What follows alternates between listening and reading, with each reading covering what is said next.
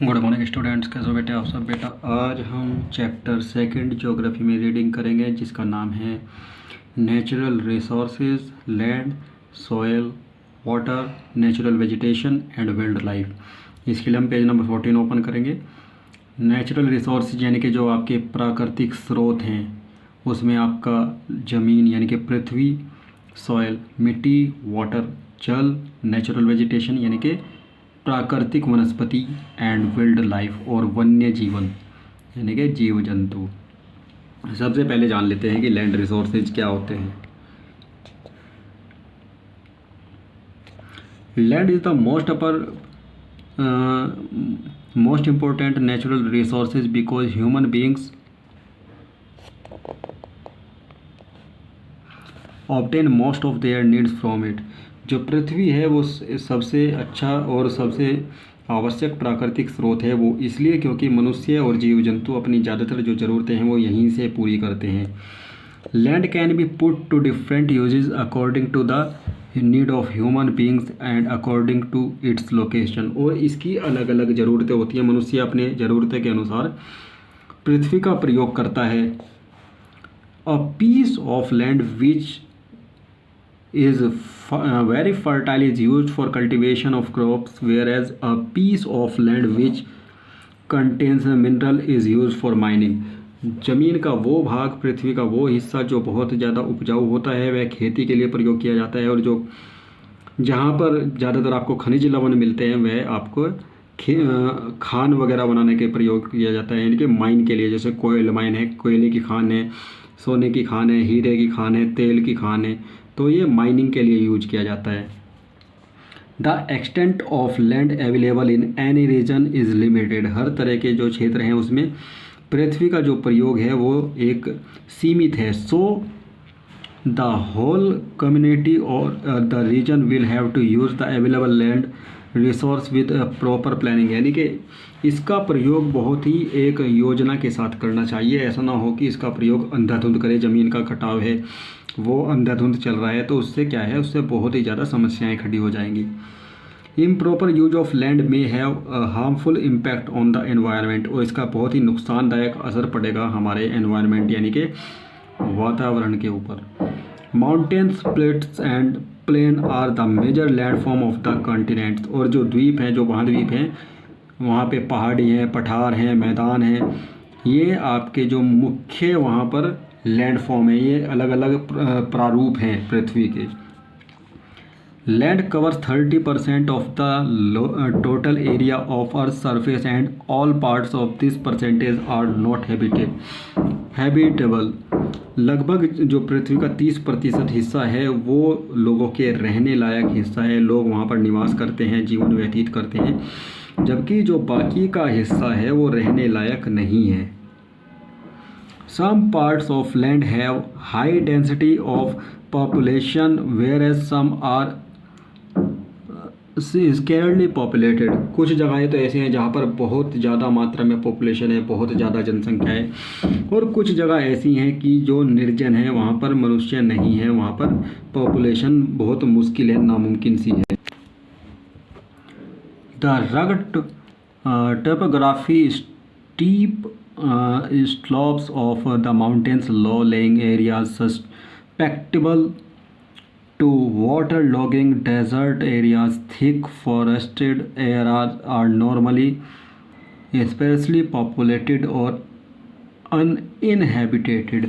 यानी कि जो पृथ्वी का हिस्सा है वहाँ पर जो आपका पठार है, जो गहरी घाटियाँ हैं, या जहाँ पर पानी का जमाव है, या एकदम पहाड़ियों की खड़ी ढलान है, तो वो एरिया जैसे हैं, वो क्षेत्र ऐसे हैं जहाँ पर आपको मनुष्य रहते हुए नहीं मिलेंगे। और इसका बहुत बड़ा हिस्सा ऐसा है जहाँ पर आपको निर्जन मिलेगा, यानी कि वहाँ पे आपको लोग नहीं मिलेंगे रहते हुए। Plains and river valleys offer suitable land और एग्रीकल्चर। और जो आपके मैदान हैं और वहाँ पर नदियाँ हैं, घाटियाँ हैं, वो आपको एक सुचारू रूप से खेती के लिए उपजाऊ ज़मीन वहाँ पर मिलती है। वहाँ पर आप अच्छे से खेती कर सकते हैं, कृषि कर सकते हैं। Hence these are densely populated areas of the world. और इसीलिए ये घनी आबादी के क्षेत्र होते हैं। यहाँ पर आपको लोग बहुआयत मात्रा में मिलेंगे, ज़्यादा मात्रा में मिलेंगे, लोग रहते हैं यहाँ पे। अब आता है लैंड यूज़। जमीन का प्रयोग कैसे हो रहा है, पृथ्वी का प्रयोग कैसे हो रहा है। Using land for different purpose such as cultivation of crops, grazing of animals, building houses and roads, mining and manufacturing is commonly term as land use. पृथ्वी का प्रयोग कैसे किया जा रहा है, जैसे कहीं पे खेती हो रही है, कहीं पे पशुपालन हो रहा है, कहीं पे इमारतें बन रही हैं, कहीं पे सड़कें बन रही हैं, खान बन रही है, तो इस तरीके से पृथ्वी का प्रयोग हो रहा है। The proportion of land put to different uses varies from the one region to the other. It is referred to as land use pattern. It also varies within a region over time. The growing population in many parts of the world has converted parts of forest into crop lands or agriculture land into non-agriculture uses such as buildings, roads and airports. पृथ्वी का प्रयोग लोगों ने इस तरीके से किया है कि जहाँ पर पहले खेती होती थी उस ज़मीन को बेच दिया गया है। लोग वहाँ पर क्या कर रहे हैं, इमारतें बना रहे हैं, सड़कें बना रहे हैं, वहाँ पे खान बना रहे हैं, माइनिंग बना रहे हैं। तो वो जो वहाँ की भूमि है वो उपजाऊ ना होके फिर वहाँ पर वो कृषि योग्य यानी कि खेती के लायक भूमि वहाँ पर नहीं बची। नेक्स्ट पेज नंबर 15 ओपन करेंगे बेटे।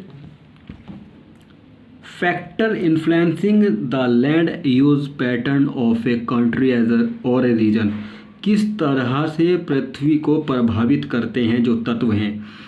सबसे पहले आते हैं फिजिकल फैक्टर यानी कि भौतिक तत्व। This including topography, soil, climate, availability of water and mineral resources etcetera. इसमें भौतिक तत्व आपके क्या हैं, यानी कि जो आपको प्रकृति से मिलने वाले हैं, जैसे कि आपको ये मान के चलिए पृथ्वी की आकृति चेंज कर रहे हैं, उन्हें काट रहे हैं, उन्हें वहाँ पे सड़कें वगैरह बना रहे हैं।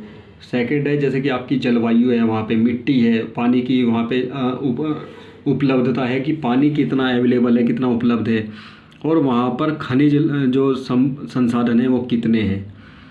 सेकंड आता है इकोनॉमिक एंड ह्यूमन फैक्टर्स, यानी कि जो आपका इकोनॉमिक यानी कि जो धन है, यानी कि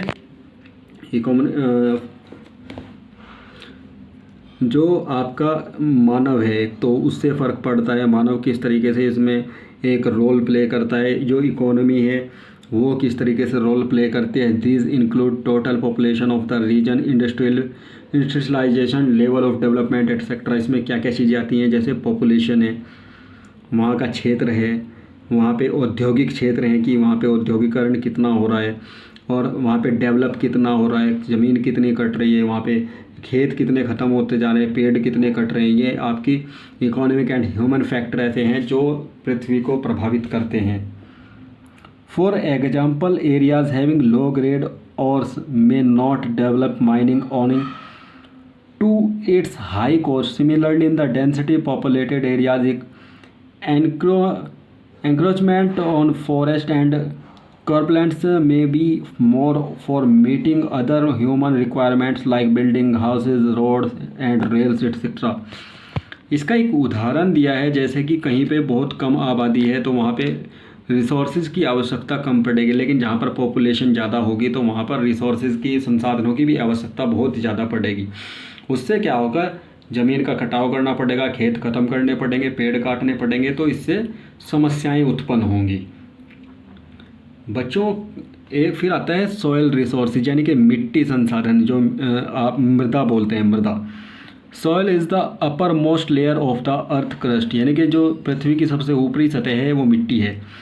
it is the most important renewable natural resources, और ये सबसे ज़्यादा महत्वपूर्ण प्राकृतिक स्रोत है जो कि रिन्यूएबल है, इसे दोबारा प्रयोग किया जा सकता है। Soil is the medium in which plants grow, मिट्टी एक ऐसा स्रोत है जिसमें पौधे उगते हैं। Plants provide food for all land creatures, और पौधे क्या करते हैं, जीव पृथ्वी पर रहने वाले जितने भी जीव जंतु हैं उन सबको वहाँ से भोजन प्राप्त होता है। दस all land creatures depend directly और इनडायरेक्टली ऑन सॉयल और फॉर फूड। इसलिए जितने भी जीव जंतु हैं वो प्रत्यक्ष और अप्रत्यक्ष रूप से पृथ्वी के ऊपर, मिट्टी के ऊपर निर्भर हैं। Soil is made up of organic matter, minerals and weathered rocks. This happen through the process of weathering. मिट्टी किससे बनती है, जैसे कि चट्टानों के टूटने से बनती है, रेत से बनती है, खनिज लवण से, खनिज पदार्थों से बनती है, तो इन सब से मिलके मिट्टी बनती है। बच्चों कल हम इस चैप्टर के बारे में आगे पढ़ेंगे। तब तक आप इस वीडियो को बहुत ध्यान से देखिए, और यदि आपको इसमें कोई प्रॉब्लम आती है तो प्लीज़ आप मुझसे कंसल्ट कीजिए, पूछिए। तब तक thank you and have a nice day बच्चों। Take care, bye bye.